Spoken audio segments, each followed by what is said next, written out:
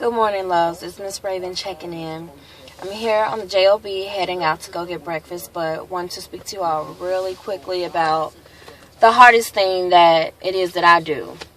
Many days, the hardest thing for me is beating my alarm clock up because it just seems like I didn't have enough time to rest. But at the same time, I know that I can't accomplish much of anything while I'm asleep in order to live the way I desire to, especially for my family. So yesterday my day started around 04:30 and I arrived to work at 05:45. My shift started 05:45, so I probably got here 05:35.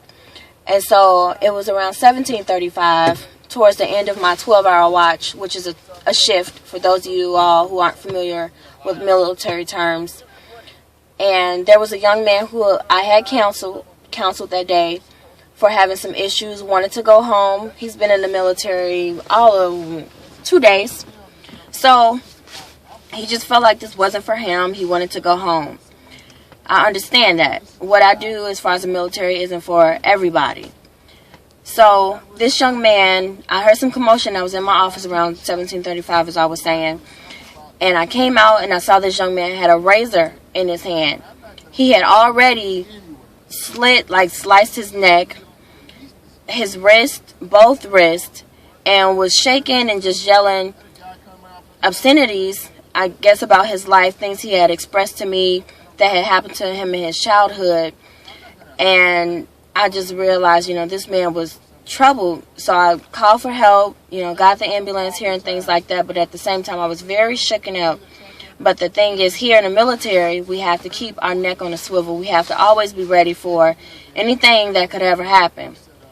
And so I'm just glad that I was there to actually help this young man get to the ambulance and get the help that he needs. Hopefully someone can help him from here on out.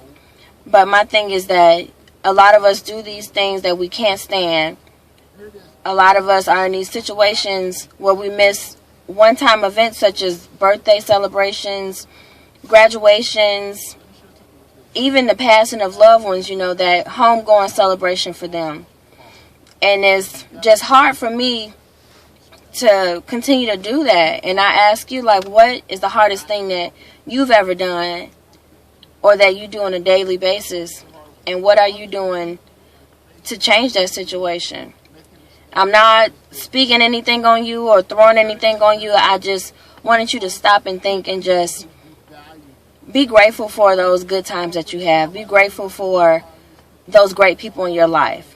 I ask that you empathize and you speak life into other people because you never know what they could be going through that day. It was extremely hard for me to come back to work today after what I had seen. After all of my time in the military, I had never experienced anything like that.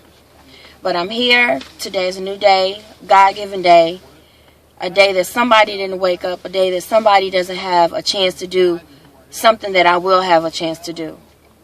So I just leave you with that. Be blessed, be awesome, be great.